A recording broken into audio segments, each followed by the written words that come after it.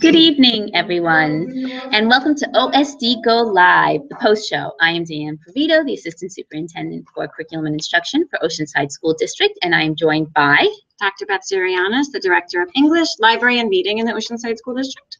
Hi, I'm Jessica Keegan. I'm the Director of Elementary Teaching and Learning. And we are here live, streaming live from the Oceanside Library, and we just culminated the community book talk for A Monster Calls. As most of you know, A Monster Calls was the book that was voted in by our amazing community for the event from OSD Go Read called One Book, One Summer, One Oceanside. I think I said that the wrong order. Either way. We've only gone a few months through it. Either way. Say it again. We're new name next summer. New name. It was a great event. And we did know that some of you shared with us that you wanted to be here, but it is summer and you're summer busy, you're out of town. So we decided we were going to go ahead and stream live the post show.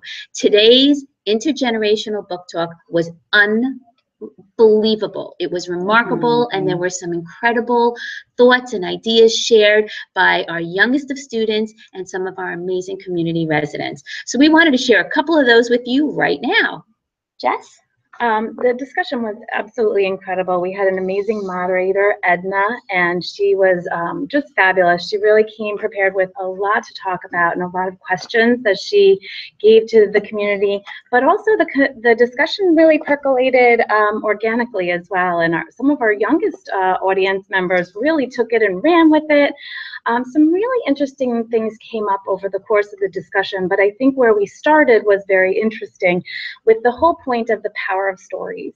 And the power of stories really was shown in the discussion itself, because we were here for about an hour and a half discussing the different nuances of this story. And I left where we started with just feeling the deep, deep power of stories. And I think a point that came up that is really important, and I know this conversation has been shared in the community, whether this book was appropriate for our youngest of readers, talking about 5th and 6th graders, but I think we can say from being here tonight, we had quite a few 5th and 6th graders who voiced that they really loved the book. And loved is a weird word because it's a depressing book, but that they felt that they could be more empathetic because of the book. There was one child who said that he feels like he can now handle, perhaps if this happens to a friend, that he could handle a situation like that. So I think it is important to hear from our youngest of readers how this book, how they responded to this book. So if there are parents out there in our community who are saying, we still have a month left of summer, should I let my child read this book? I would say that our youngest readers tonight would say that they absolutely should encourage them to do so. We had a couple of quotes that we thought were worthwhile sharing. One of them was the one that Dr. Zurianis was just talking about. This book taught me empathy. If I had a friend going through this, I think I would be better equipped to understand. And then another quote coming right directly from that discussion was, this is not only a book, it's a tool. And I think tonight we really saw that in the power of the book to help people talk about maybe some of their own experiences with grief, or their own connections to the story, or connections to one another and their own relationships. And I think you made this point, Mrs. Provito, it's not just a story about the main character and the journey he's on, but the journey that all of the characters are on. There's a friend, there's the mother herself who's struggling, there's the grandmother, the father, and how they're all really very human, and nobody's doing it perfectly. And you know what, to touch off of that, at one point there was a question about the character named Lily. Those in the audience who saw the movie recognized that Lily was actually left out of that cinematic component. And why that was, we don't know necessarily. There were some theories as to why, but Mr. Capone, the principal of School 2, happened to be here. And one of the points that he made that resonated so with me was that ending component, the role that Lily served when Lily said to Connor at the end, I see you. I see you. And how important, how poignant that was. So much of this was Connor's struggle to hide from what was happening, to not hide, but sort of go inward.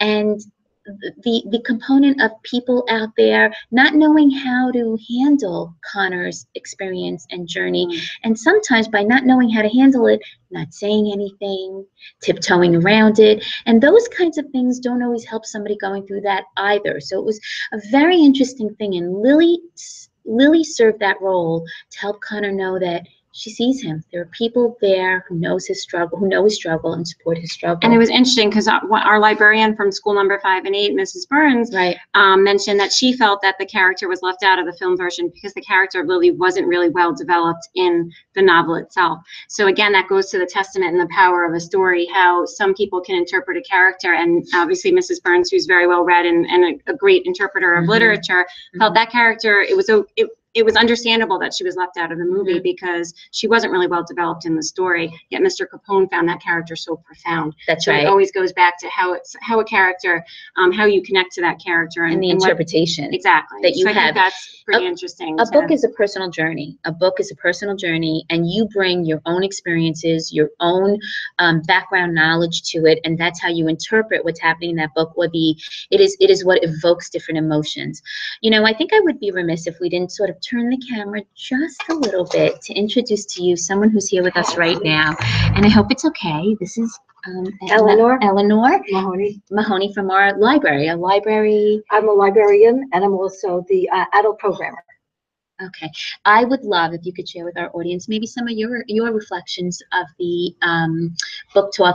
And I do have to say, I'd love for you to share with them what you did with the clock. That was very clever.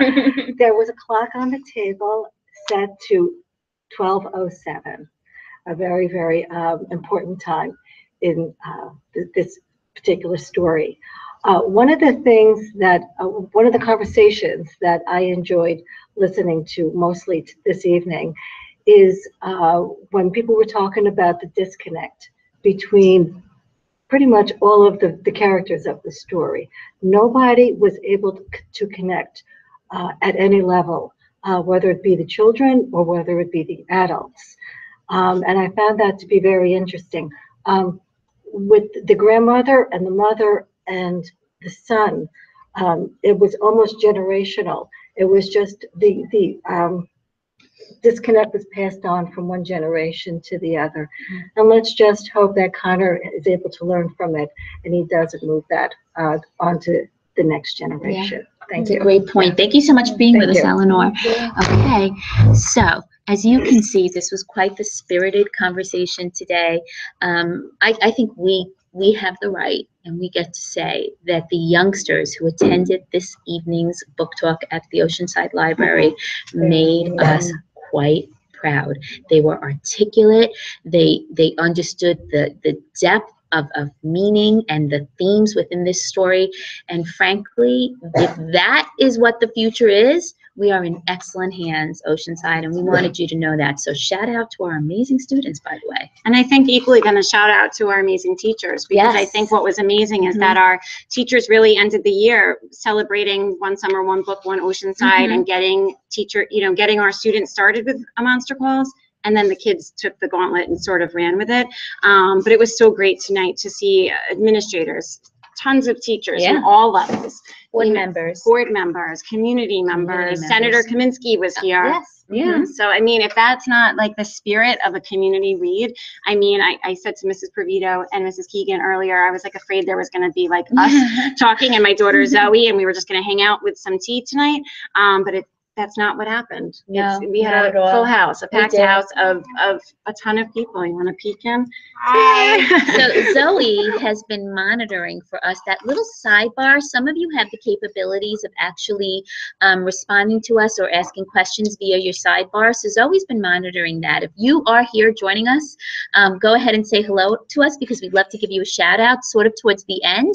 We're almost done with this broadcast, but we do have a few really good book recommendations. So I thought I'd turn it over to Dr. Zirianis. So we figured, what would OSD Go read? And this is probably, at least until the school year starts up again, this might be our last OSD Go Live. But we'll be back next year for OSD Go Read Part 2. Part two. Part two. Anyone who watched the airplane movies know what we mean when we say part two. So we're thinking of calling it that.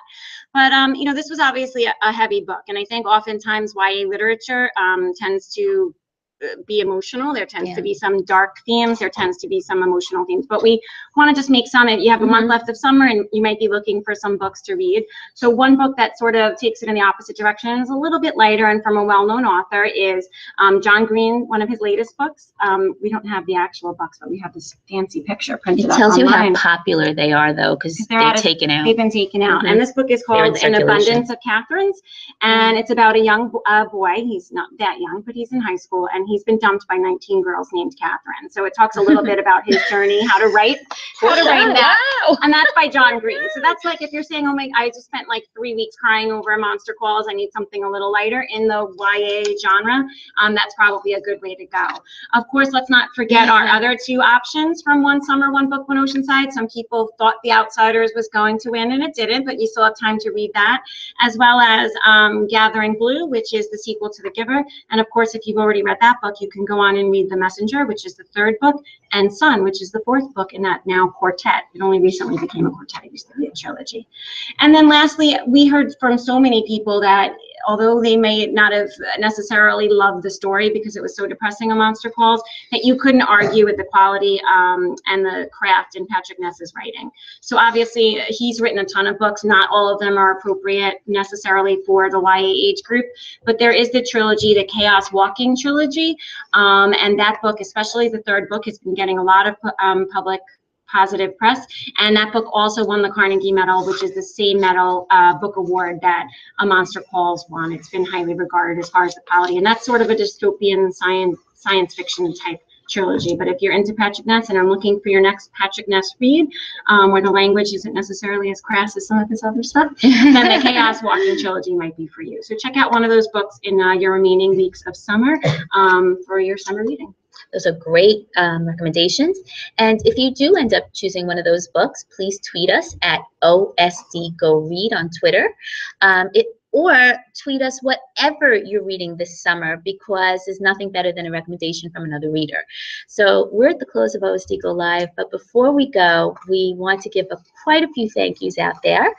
First, we'd like to thank the Oceanside Library staff and their Board of Trustees, and of course, our Library Supervisor of Community Services, Mr. Tony Iovino, for being incredible. Hi, Mr. Iovino. There we go. It was a great night. You guys did an amazing job. The kids did an amazing job. Edna was wonderful. It really was a special night. It really was. You have my dinner waiting. Yeah, let's get this moving. We're almost done. We're moving along. So with that, we'd also like to thank, of course, our Oceanside School District Board of Education members for all their support, our wonderful superintendent, Dr. Phyllis Harrington, for her support and always believing that books are at the root of everything. And of course, we thank our OSD leadership team, our principals, our administrators, and our amazing faculty members. So many of those people, along with community members, were stars in the videos. And we want to thank Audrey Miller for producing those videos. We want to thank Suzanne Dwyer and Fran Perpero for the banners and all the other components, technology-wise, etc., and that they helped us with. We want to thank Joanna Clutter, Principal of School 4, and Julie McGann, Principal of School 6, for that fantastic Twitter chat that they did on A Monster Calls. And we are ready to start a whole bunch of Twitter chats on books, so look out for those. And finally, our terrific and wonderful custodial crew, who not only helped us set up for amazing events, but also put up banners, installed little lending libraries. And with that, we want to remind you of a few amazing reading events taking place for the rest of this summer. Tomorrow night, we have the principals reading read aloud at the gazebo. And tomorrow, reading will be School 2 Principal Mr. Capone and School 3 Principal Beth Castiello, who we think is watching tonight. So hello, Ms. Castiello. She's there. So Mr. Capone is here, and Ms. Castiello's with us on live. So, and we also want to remind our students and parents, please make sure that on K through 8, if you're in K through 8, that you're recording what you're reading on the Scholastic Summer Reading Challenge. And our 9th through 12th graders, please participate in Reading for a Cause. Your reading will help others, and we know that Oceanside has big heart, a community with a big heart. So love, reading for book a love. cause, book love, and reading for a cause. And finally, we want to remind you that at School 2 and School 4, the very first of our little lending libraries were installed prior to the summer break.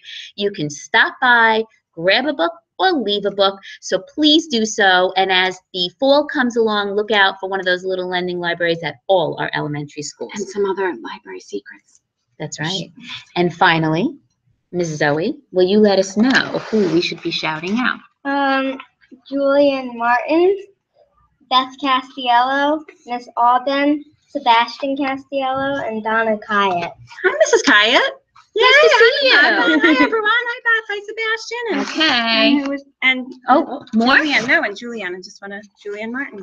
Okay. Do you want to share that great quote, though? So as I was looking at the sidebar, Mrs. Castiello wrote, "A good story always holds life lessons. Learning and growing from literature is priceless." Aw, Miss Castiello. What a way to end. All together, and we want to say thank you to everybody, and remember to anchor yourself to a great book this summer. It's so wonderful to share this with our community. And remember to OSD Go Read. Happy summer. Bye, everybody.